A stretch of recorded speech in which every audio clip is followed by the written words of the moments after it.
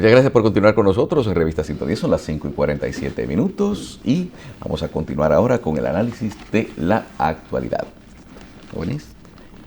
Bien, estamos viendo esta información de los haitianos que fueron detenidos en la frontera, y durante todo el fin de semana estuvimos en la zona, y en lo personal queremos felicitar a las autoridades.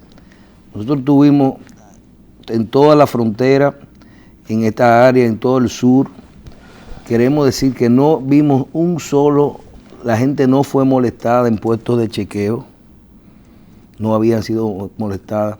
Las autoridades de obras públicas estaban trabajando todos los días, sobre todo desde la circunvalación hasta todas las obras estaban trabajando en esta zona. Y en el área de la frontera no vimos ningún tipo, parece que esto de que las están deteniendo las personas indocumentadas es una actividad totalmente normal y lo están haciendo dentro de las leyes en el área de la frontera. O sea que no hay movimiento ni picoteo, fue una actividad totalmente sana durante todo el fin de semana. La gente regresó y el área de la frontera estaba tranquila. Claro, nos llamó mucho la atención la cantidad ya de haitianos en todos los lugares, de todas las ciudades de la zona. Hace un par de semanas comentábamos que habían en estas ciudades fronterizas o del sur profundo han aumentado la población normal, la cantidad de haitianos. Pero ya vemos que no solo va a ocurrir allá, sino que en Montellano tenemos 250 casas construidas para indocumentados. ¿Cuántas? 250 casas para 1.200 indocumentados. Habría que ver si esto es legal. No, lo primero que hay que ver es si efectivamente estamos hablando de haitianos indocumentados, de personas. Recuérdate que todo aquel que estuvo o que su familia vino en el 29 hasta el 2013, que no se registró debidamente, es un ilegal. Entonces es posible que la media comunidad de Montellano, la mitad de la población de Montellano, o el 80% sea ilegal. Igual te va a pasar en todos los batalles que hay en el país, Junior, entonces esta población es ilegal. Bueno, lo que te entonces tú le estás entregando con fondos internacionales 250 viviendas para 1.200 personas, para establecerlas a personas que son ilegales. Por establecerla, Michelle, en el lugar donde han vivido siempre. Lo que pasa es que muchas personas pasó de ser ciudadano dominicano a ser indocumentado con la sentencia. Yo no sé, pero yo recuerdo cuando hace unos años en Estados Unidos que vimos que personas que tenían muchos años viviendo de forma indocumentada tuvo que coger para acá o andaba con miedo. Entonces yo no sé, el tema de su sentencia y de su cosa, yo lo que estoy viendo que nosotros cuando hay que cumplir la ley en otro país y aquí no. Comiénzame a hacer 250 casas en Puerto Rico o en Nueva York y regálasela a una persona que no tenga documentos. Yo pienso que con el tema del cumplimiento de la ley y el problema migratorio, a veces también se cometen excesos. Porque te estoy diciendo, Michelle, es posible que esas familias hayan vivido su vida entera en República Dominicana y que de la noche a la mañana pasaron a ser indocumentados e ilegales, que tendrán que cumplir con el proceso de regularización. Hasta tanto no cumplan con eso, son ilegales. Porque yo dudo que hayan traído 1.200 familias haitianas para ponerla a vivir en esa comunidad que se construyó en Montellano. No creo que se trate de eso. No creo que se trate de eso. Igual, la cantidad de repatriados. Posiblemente en eso hay muchas personas, los que ocuparon la frontera, los 8.000. Posiblemente hay muchas de esas personas que son de los que históricamente en la fiesta navideña van a Haití, que ya no pueden regresar como lo hacían antes. Te recordarán siempre los pleitos que tenía el padre Regino en Dajabón, justamente para épocas como estas, porque se presentaba esa situación. Lo que antes parecía regular, en momento parece extraordinario e irregular. Posiblemente no es una noticia nueva que esa cantidad ingrese cada año. Es la forma como se maneja, porque la práctica en la frontera e históricamente se ha comportado de esa manera, Michel. Bueno, yo sigo viéndolo desde un punto de vista poco legal. O sea, todo ustedes, lo que ustedes hacen diariamente lo ven desde el punto de vista legal, jurídico. Yo te digo algo, si nosotros nos vamos en Yola para Nueva York o para Puerto Rico, no podemos venir en Navidad. Vamos en Navidad, que está muy legal, y venimos y nos devolvemos en enero. O sea, tú estás aceptando, si tú no pudiste regularizar tu estatus, es porque tú estás ilegal. O sea, tú le estás diciendo que le tengo pena porque nacieron aquí, qué sé yo, son ilegales. No, yo no estoy hablando de pena, estoy hablando de una realidad con la que tenemos que convivir a partir de las normas normativas legales y jurisprudenciales. Esa es la realidad. Pero si nos vamos a la normativa, Junior, explícame algo. Ok, ellos se van a regularizar, tienen su tiempo, vamos a suponer, vence el periodo y no se regularizan. ¿Se quedaron en estatus de ilegales? Pero claro. Entonces el que nació después del 29, que es dominicano, entre comillas, porque no se regularizó y se le dio su plazo y tiene que buscar su papel y no buscó los papeles, ni las cosas que le están requiriendo, sigue siendo un ilegal. Bueno, se convirtió en un ilegal. Bueno, entonces, pero va a ocurrir, esa gente se van a tener que quedar como ilegales. Y si cruzan Haití no van a poder volver a entrar a menos que no tengan residencia. Correcto. En eso no hay problema ni dificultad. Lo que yo digo, no me presenten un hecho como un éxodo masivo en diciembre de haitianos a República Dominicana. Vean lo que es el comportamiento normal que ha tenido el país en los últimos años. Porque muchas veces queremos magnificar las cosas. Yo no sé, a veces se contradicen las informaciones que se dan sobre el éxodo masivo en los últimos tiempos, después de la medida, con lo que dice, por ejemplo, el canciller de la República, que no es verdad que ha habido un aumento de ingresos de ciudadanos haitianos en la República Dominicana. De eso es que estamos hablando. Yo no creo que va a haber un aumento, lo que va a haber fue un cambio. Ellos van a tener que entender, los haitianos tendrán que entender que hay un cambio en la política migratoria, que hay que regularizarse y que si no, van a tener o que quedarse aquí o que quedarse allá y determinar la situación, el estatus en el que van a estar. No van a poder tener esa comodidad, ese que me voy a Haití, llevo un dinero, porque es que ellos han tenido una relación normal. Lo mismo que está pasando con el tema de los alimentos.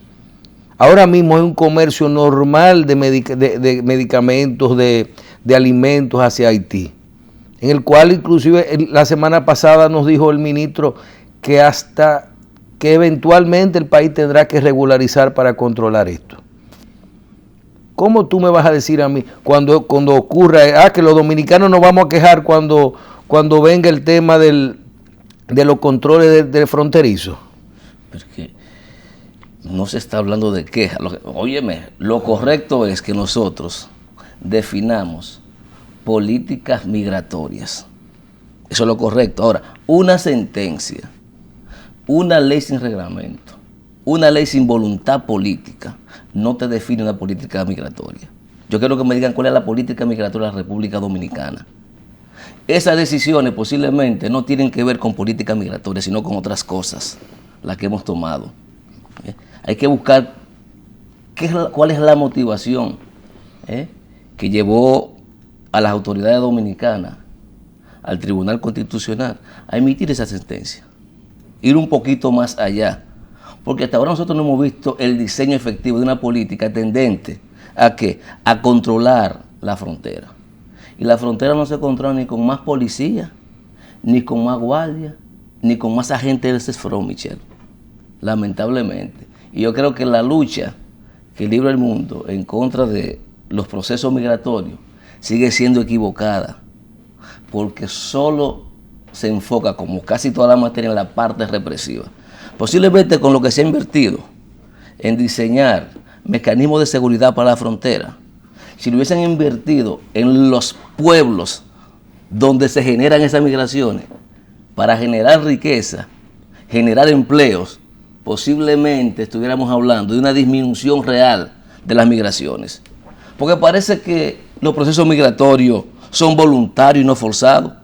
¿O acaso nosotros queremos irnos en yola para Puerto Rico? ¿No queríamos eso nunca? ¿O ustedes creen que los haitianos quieren coger para acá? Si estuvieran las condiciones socioeconómicas necesarias, ¿vinieran a República Dominicana? Yo creo que no. O igual, si Haití estuviera mejor que nosotros, fuera inverso. Nosotros cruzáramos porque es el instinto de sobrevivencia. Y todo no se puede resolver con la represión.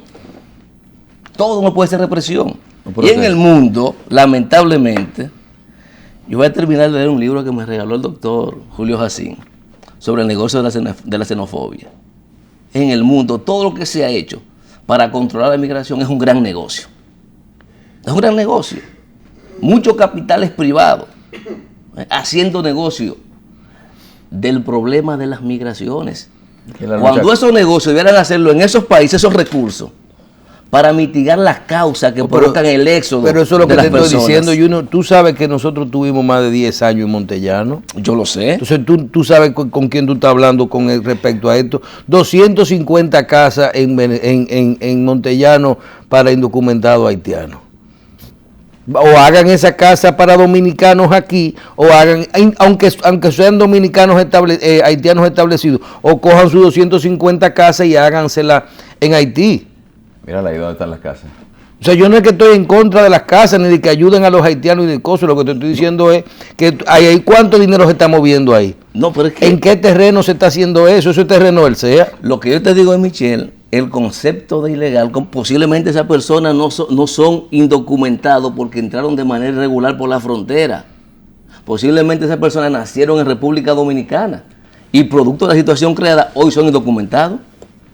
Ahora sí estamos claros. Eso es lo que te estoy planteando de ahorita. Sí, pero que si son indocumentados, son indocumentados. Bueno, Ya se quedaron así. Y es el punto donde estoy tratando de llegar.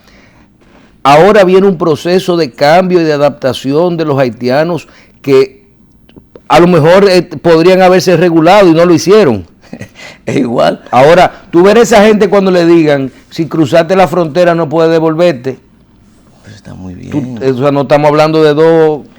Todo eso está muy bien, pero te reitero, hay que reenfocar la lucha contra la migración, porque no es con represión, es creando las condiciones necesarias para que la gente no se vea forzada a salir de sus países. Igual, si tú sumas los habitantes de la capital, posiblemente el 60% proviene de nuestros campos. ¿Y por qué vienen? ¿Porque están mejor en la capital? Posiblemente sea por eso. ¿O porque no quieren vivir en su campo? A nadie le gusta salir del pedazo de tierra donde lo vio nacer, Michelle. A nadie. Son situaciones que forzan a la gente, generalmente la condición socioeconómica y en otros casos las migraciones, producto de las situaciones políticas. Esa es la situación. Jóvenes, en otro orden, en el ámbito internacional, el presidente colombiano Juan Manuel Santos informó que ha instruido a su equipo negociador con las Fuerzas Revolucionarias Armadas de Colombia a acelerar el proceso de paz.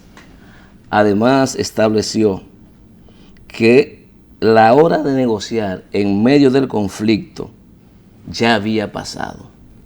¿Qué está planteando? Esto luego de estar reunido durante 3 días con su equipo negociador y sus asesores internacionales.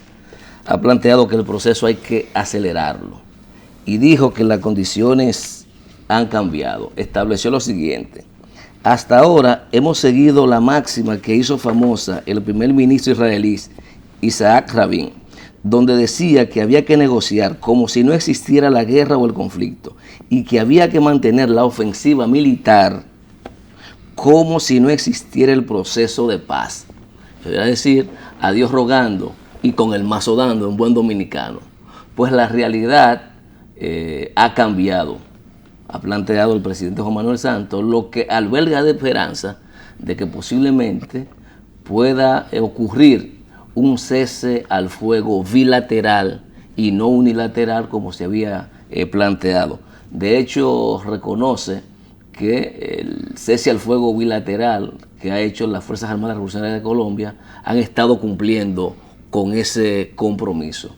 Y exhortó también al otro movimiento guerrillero que existe en Colombia, el Ejército de Liberación Nacional, a que demuestre y se integre al proceso de paz que está construyendo Colombia con las negociaciones de La Habana. Y esto es un paso importante para fortalecer este proceso en esa ciudad. ¿Qué pasó, jóvenes, en otro orden, con la ex esposa del alcalde de Iguala? ¿Qué habrá pasado con esa mujer? Pues fue detenida, acusada de lavado de activos y de estar vinculada a grupos narcotraficantes, pero además hay que recordar que ella está siendo objeto de investigación por la desaparición forzosa de los 43 estudiantes normalistas. Porque se dice que ella tenía del municipio de Iguala. Un rango en la estructura financiera de uno de los cárteles que opera en la zona. Se dice que ella tenía, que por eso, precisamente, que era una de las personas que tenían connivencia con la autoridad municipal, que para los que no entienden cómo es la situación, los alcaldes en México son como los jefes regionales y ahí tienen el rango de jefe de la policía también en esa parte, en sus respectivas demarcaciones. Entonces por eso fue que pidieron que actuara la policía para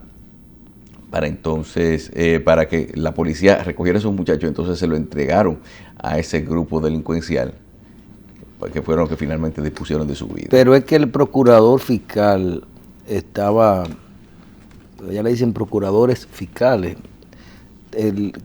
parece que estaban tratando de armar el caso con el tema de los estudiantes y no tenían las herramientas necesarias. Entonces cogieron por el lado de lavado, comenzaron una investigación con recursos que sí podían manejar. No es así. Es así. Han estado investigando. Pero lo cierto es que esto se trata, y aunque no se quiera tipificar, y ha sido manejado, yo reitero, por la prensa internacional con paño tibio, porque es un delito de Estado, porque quienes actuaron para la captura fueron militares, fueron policías municipales, que son representantes del Estado mexicano. Por lo tanto, ojalá las investigaciones se profundicen y pueda caer todo el que está vinculado a este hecho. Lógicamente, recordar que México, como en casi todos los países donde estas mafias internacionales se han consolidado, ha sido gracias a la protección que han tenido de determinadas esferas estatales. Y como muestra un botón, ¿de quién estamos hablando? De la esposa del exalcalde. Es decir, estaba el poder vinculado a estas mafias, como ocurre y seguirá ocurriendo si no se ponen los correctivos del lugar. Y haciendo un símil, de lo que está pasando aquí con el DICAN y la DNCD, y lo que generalmente ocurre, siempre aparece un agente de confianza, mira, de un alto rango. Eso que tú estás hablando es tan delicado. Tenemos aquí el Diario Libre. Comisión que investiga el caso del DICAN pasará hoy balance. La comisión que investigó el supuesto robo de más de 900 kilos de cocaína. 1. Y tú tomas otro periódico y te hablan de 1.200 kilos de cocaína. 2 periódicos del mismo día. Listín Diario. La comisión que investiga el robo de 1.200 kilos de cocaína se reunirá hoy con el procurador. Tú dices, estamos hablando aquí de DICAN, de que si el DICAN es bueno o lo vamos a manejar todo por la Dirección General de Control de Drogas, opiniones a favor, que hay gente que ve bien que exista el DICAN, otras personas dicen que no, que debiera desaparecer, que son dos instituciones que realizan la misma función. O está la investigación, pero siguen hablando de 300 kilos de diferencia. Casi nada. Pero, señores, aquí hay tanto problema que las cosas se nos olvidan los básicos. 300 kilos de diferencia, o sea, nada. Señores, 300 kilos de cocaína en una información, es como el bulto. Aquí se habló durante en el caso de Sobeida, nos falta un bulto, y llegó el bulto a hacer un relajo. Falta un bulto y la gente lo cogió a chiste. Y se investigó el caso, se investigó todo y no se investigó el bulto. O por lo menos se nos dio una... Porque ahorita más tarde nos van a decir, a las 11 de la mañana, nos van a dar una rueda de prensa y nos van a decir fueron tantos kilos, los culpables son fulanos, se siguen investigando, cualquier cosa. Pero cuando tú ves ese tipo de informaciones, es porque ahorita ellos van a fijar una posición, van a ponerle un número. Vamos a hablar de 1000 kilos, vamos a hablar de 1000 kilos. Se perdieron. Para no manejar esto. Pero si hoy tú estás viendo diferencia con esta cantidad de dinero o de droga, es porque no hay certeza. Bueno, se está en un proceso de investigación. Pero lo cierto es que todo esto... De investigación no, Junior, porque algo debemos de saber por lo menos cuánta droga fue que se confiscó. Eso no hay que investigarlo, lo que hay que decir, el día que porque no fue una droga que estaba confiscada. Claro. Hay cosas que no deben... Señores, perdón, pero estamos hablando de Diario Libre y de Listín Diario, que los dos deben de tener las mejores fuentes que hay aquí. Ahora, todo esto, la lectura, ¿cuál debe ser, Michelle?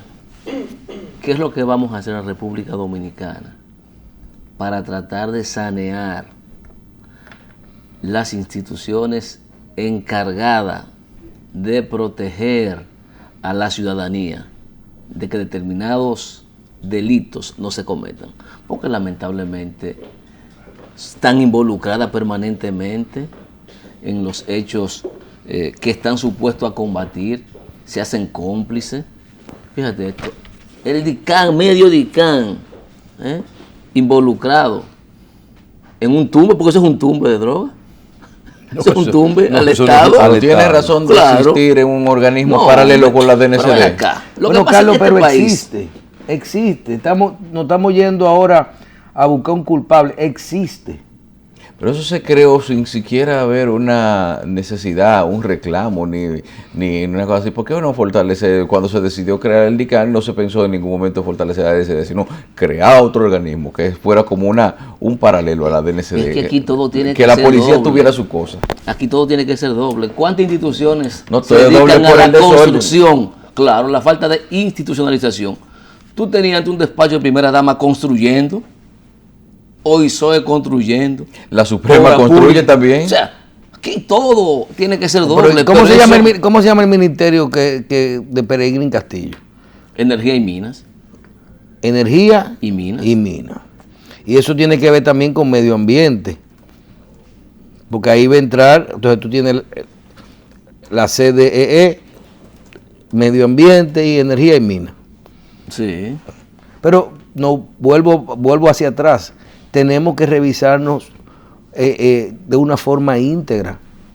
Yo te diría a ti, bueno, queremos quitar el DICAN. Yo no sé si funciona o no, yo sabrá. Deben haber 7,000 o cuántos agentes hay en funciones con particulares. Eso podríamos analizar de una forma más simple, sin saber si eso funciona o no. No estamos yendo a un problema para identificar la causa de que se perdieron 1000 kilos. Lógicamente. Estamos buscando un culpable. La causa de esto no es que exista un DICAN o no, que no debe existir, debe haber solo una institución. Porque eso es una consecuencia es el tipo, digo yo, de formación que le damos a nuestros agentes. Es el tipo de ejemplo que los gobernantes llevan a sus gobernados. Y yo insisto en esto, los pueblos se comportan como se comportan sus líderes. Y esta cultura, reitero, de impunidad, esta cultura de hacerse de dinero de la manera que sea, sin que haya consecuencia, lo que promueve es esto, Michelle. Pero además la propia carencia con que trabajan muchos de nuestros, o la mayoría de nuestros agentes, la carencia sumada a la necesidad, sumada a los malos ejemplos, no te va a dar cosas buenas. Nosotros tenemos las instituciones que hemos ido creando. Eso es lo que pasa. Y todos queremos resolverlo por las individualidades. A lo mejor aquí hay que coger todo lo que tenemos, meterlo en una licuadora y hacer una sola cosa. Y ver si sacamos algo que sirva en términos institucional. Eso es opuesto a lo que cree el señor expresidente, el doctor Leonel Fernández, que hay que hacer cambios, pero cambios estructurales, para que las cosas, ver si funcionamos. Porque lo que no dice la realidad es que lo que tenemos hoy día no funciona. Y lo que no funciona hay que cambiarlo. Donde quiera que tú punches en una institución, ¿qué es lo que sale? Maleza. No, también para hacer cambio hay que tener valores, un valor, vamos a decir, porque uno no va a llegar a ningún lado pensando, ay, yo no puedo hacer esto porque entonces después me tumban.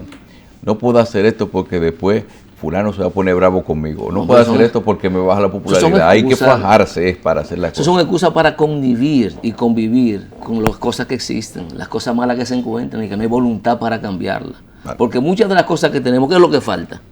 Voluntad y determinación política, claro, que es lo que no hay en el país. Bueno, vamos a una pausa. Está por aquí Félix de Sena con la información deportiva.